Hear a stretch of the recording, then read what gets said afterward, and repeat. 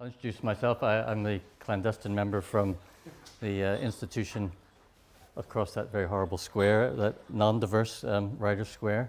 But I'm quite happy to be invited here, and Augustina and I have worked together with our students as well in the last year and put on exhibitions, and we have an affinity in this area, which you'll see in the talk. In my background, like Augustine as well, I've been fortunate to be a blow-in in some ways, in that I come from the North American side of having lived in New York, growing up in both the 70s kind of estate in the North Bronx, the suburbs, and on Jane Jacobs Hudson Street, very, very fortunately. And that's what sort of gave me my kind of interest and passion in the city. And I went out to Seattle, and I studied with a woman called Anne-Renée Boudon and a woman called Astra Serena. And it was in a master's studio that Astra, in a very thick Latvian Italian accent, said to me, and this is the early 90s, she said, and I won't use her full language, it's very colorful, but she said, Saul, if you want to become an effing bolt fetishist, that's fine, but I would encourage you to study the city before the spoon. She was quoting Ernesto Rogers there. And it was that kind of inspiration which pushed me to do my master's thesis in the South Bronx, kind of looking at how do architects ask questions and engage rather than kind of just stick buildings into places like that. And so when I came to Belfast, and eventually I started teaching both at Queen's and here, it was how would I engage back with that world coming from the commercial world. And I became involved in, when I joined Ulster in 2007, I came almost by accident through Building Initiative and what became FAB, introduced to a group of local community residents and businesses in the area around the university. So what I want to talk about today is specifically this area and the background of Smithfield and Union and the processes which are affecting and impacting on its diversity. There's a lot of slides, but some of them will speak for themselves. So this is a view which almost makes it look as if it's taken before the recent destruction, as if there is potentially a cohesive streetscape and a fabric. When you take the right angle on things, you could almost see the Victorian, the mid-20th century, and even the late 20th century of Smithfield Market in the background. But 2017, November 25th, 2016, November 27th, and yesterday. This is the space that's left, which I'll talk about, I'll come back. These are the Victorian warehouses. All of these things survived the Troubles. They survived all the way through up until the millennium. This one survived until 2015. Now it's a Euro car park. So this is the current state of empty spaces, which are either derelict car parks or spaces which are now empty, buildings which are empty and have been specifically identified for redevelopment. There are others, of course, which are in a state of play, the library and others which I haven't talked about, but you could see the area has been decimated quite clearly. So when I started on this project, we asked this question, this is about 2009 and 10, what's wrong with this place? In two senses. What's wrong with it? Like, you're right next to the city center, you have access to transport, you have access to everything. Why is it empty? Why are things being knocked down? But also, what's wrong with it? It actually is a great place to be when you look at it. So I won't go through our kind of mapping work, but we use a project for public spaces approach of a place evaluation and engaging kind of with the businesses. There's not many residents, as I said, but we started a process over 2009 to 10 where mapping movement, but also getting people to express kind of in many ways their aspirations and the things that they want, whether it was more porn or no porn or demolished work or how they might create routes through the city. Anyway, the part of that engagement, looking at the history, again, identified these two key areas of Smithfield, this ancient space, but also Union Street as the more contemporary, the space of where the street life and the social life was coming back. And it was actually through that engagement process that the name Smithfield and Union was kind of put forward through that consultation. And it was accepted by Belfast City Council in 2013. And it's important because I'll come back to that. Because its names mean things, as James has said. So This is work that was done by a graphic design colleague. We were working together. We had architecture students and graphic design students looking at the question of place. And this sums up what it was at that time, very positive. Perform your art, tattoo your neck, read your book, play your music, eat your food, shake your ass, say your prayers, do the rumba. All of that you could do within this very diverse space. So 2009-10, we were celebrating the diversity. We were celebrating the uniqueness of all you can offer. And in fact, the typeface that you see was developed by Liam McComish based on the signage that was around there, and it's now become quite ubiquitous around the city. But this fact that you could buy anything, you could do anything, that's what gave this area its character, and also the people that you meet, the people that we did meet, in fact. You know, it can be a space which seems scary, but actually when you get underneath it, it is one of the greatest it was the greatest parts of. And so the students in our case actually did some installations about how do you start to cherish those things which you might undervalue.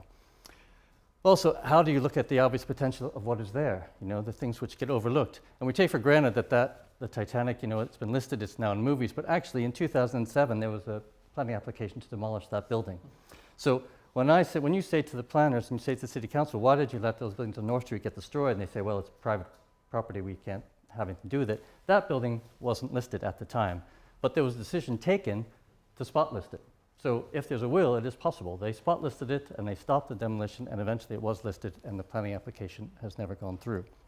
So those are the things. It depends on how you value your, and how also your city council, how the people that control, and it's how we bring those different areas of government together. So also looking at these awkward spaces, the fact that, you know, they're not awkward, they don't have to be square and perfect to be usable. Like in 2009, this is actually Larry, and Larry used to run the Heel Bar, which is now the actual Heel Bar after he died, and it was taken over by the Hudson. So there's this layering kind of history of things which are continuing, which again is part of that area, which gave it a special quality of diversity, which allowed kind of culture night to spread and take over some of those spaces which actually need to be in a city, and unfortunately the demolition there means that space is no longer there. And some of the successes that we've had, not we, but we as a community in saving some of the important places. So in our mapping, we also kind of came back and we did more formal drawings where we looked at the diversity of the different independent retailers. And what's important to note there is this area, as I'll come back to, was under threat many years ago to be demolished, and it's only through the efforts of all the independent owners on this street that they were able to take back that area and get support from the city. So it is possible to do these things. And why is that important? Because if you look at, this is BCCM's study of independent retailers across the city. The two, 8% and sort of around 4.5%, are the big commercial developments, Victoria Square and Castle Court. So if the larger development goes forward, you can kiss your independent retailing pretty much goodbye. Whereas this is the Spires Mall and the Great Northern Mall. Now, you know, they're not great maybe design spaces, but they are those spaces which are left in the city where independent retailing. So they are important, and they're important enough that they get mapped and they get tracked by BCCM because they're part of what makes the city attractive. So what's unfortunate is that here's the area where the buildings have been destroyed, demolished. In that one building itself, there were 4 businesses. Good Vibrations was in there for a while, Cafe Wab, Big Life Arts, Young Savage, which was a vintage clothing shop, all within that one space, supporting those businesses. The Ad Hoc was 19 artists in a warehouse on the back of that space, and there was a hostel. I mean, all of these things are what people need hostels. People need spaces to go. You need artists. And what I'm arguing about is this area isn't blighted because it didn't have promise, because people didn't want to be there. People did want to be there, and it's the processes of the city, of the split between Belfast City Council and DSD and others, which is creating this problem, which is actually causing this lack of diversity.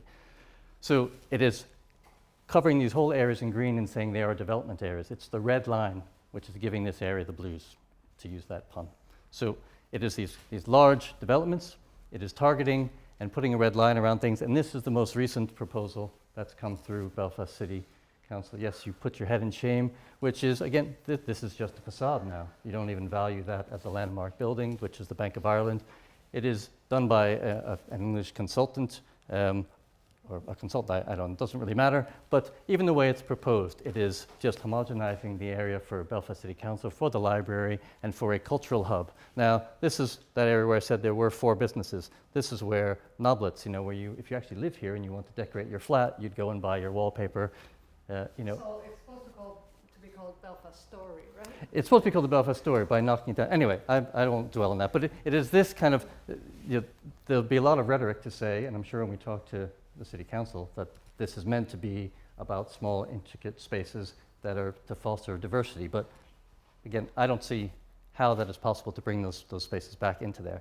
And so I just want to go back to why the red line is important and why it's the processes that cause that to happen. If you go back to the B map, I mean, all the way back to the turn of the, you know, let's say century, I guess it is, at this stage, it's that red line. As soon as that red line, CC016, so it's no longer a name, it's no longer a space, it's no longer a neighborhood, it's now a code in a map. So CC06 is land to north of Castle Court. The Castle Court's already there.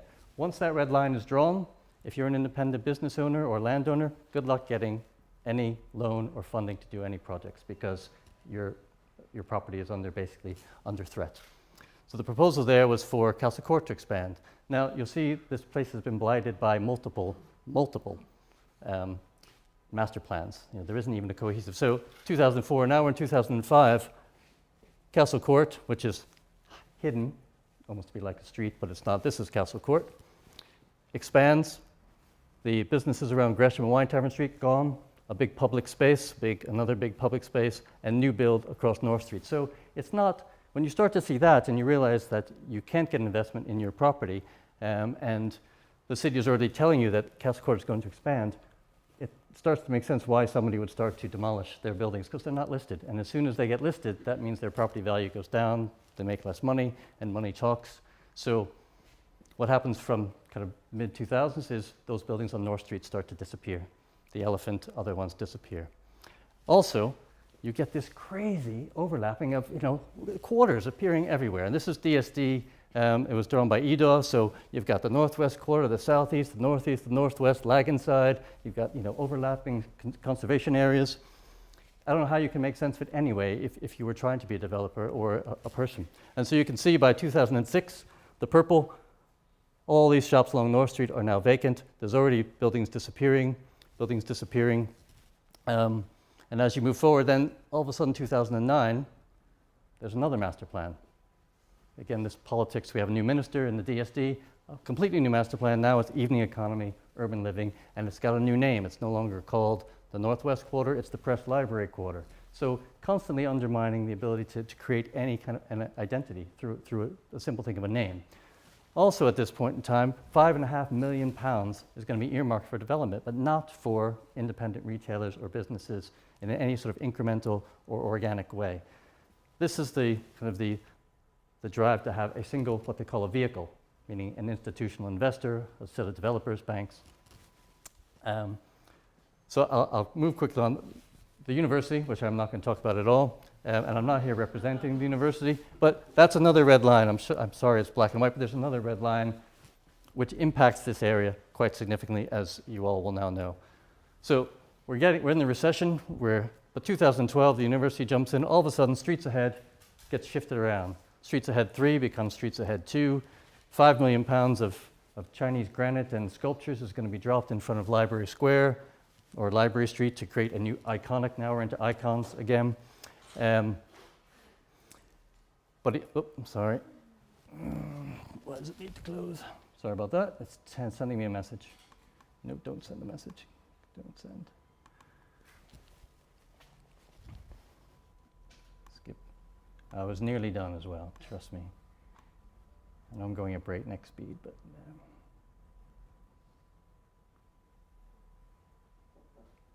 I will start from. Let's see if it lets me. I'm just going to jump very quickly and see if it lets me get to that space again. All right. So we had one Streets Ahead. A year later, another Streets Ahead. So constantly this constant changing, which is undermining the ability to create investment. And this one was to set up, I'll come to that. So at this point, you have Belfast City Council. So why Belfast City Council are preparing their own master plan, which has proposals for Gamble Halt, for new public squares. DSD is creating Streets Ahead. Are the two actually overlapping and talking to each other?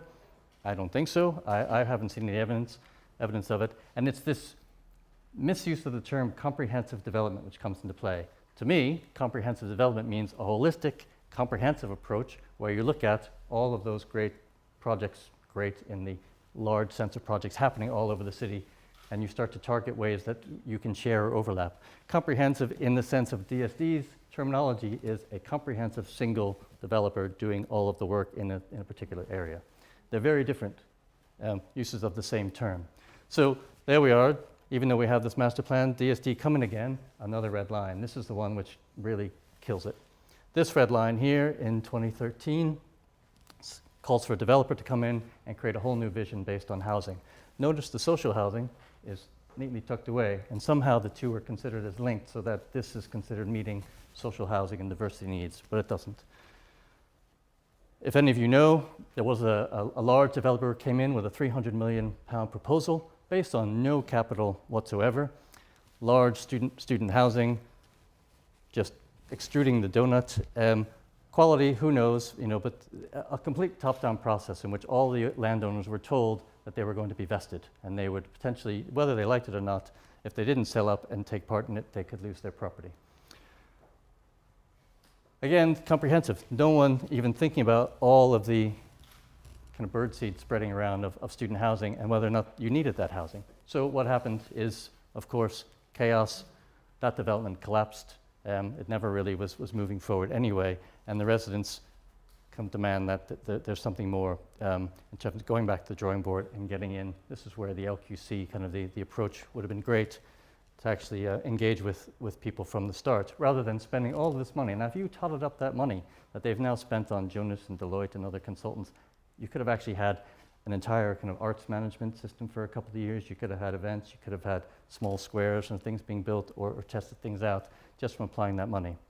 But anyway, and the last few slides is just to say that the problem now is when the transfer of powers happened, Belfast City Council are now developing parallel but not conjoined proposals. So this is Belfast City Council's own proposal, which was to relocate the BBC to those spaces, which were, some of them were housing, but now they're for the BBC. And in 2016, I don't know if you all know, but the City Council approved a plan within itself that they are now in a partnership with McAleer and Rush, who bought the Belfast Telegraph. The City Council is 49% stakeholder in bringing the BBC to the Belfast Telegraph. They have a get-out clause, of course, but so that's what's driving development now in this area. It's no longer the student housing, it's Belfast Telegraph and that cultural hub. At the same time, the City Council now has new quarters. So DSD have their own names, they have Northside. Now the Smithfield Union, the name which City Council agreed, is conglomerated with Castle Street into this weird inner west. What does that mean? It means nothing. Again, it's taking away the identity of Castle Street, of Smithfield Union, of that whole area. And what is interesting is this is what they call an other anchor just on North Street in that car park, which could be just as good for John Lewis. Now, Royal Exchange are touting for John Lewis's business at the moment and spending lots of money there.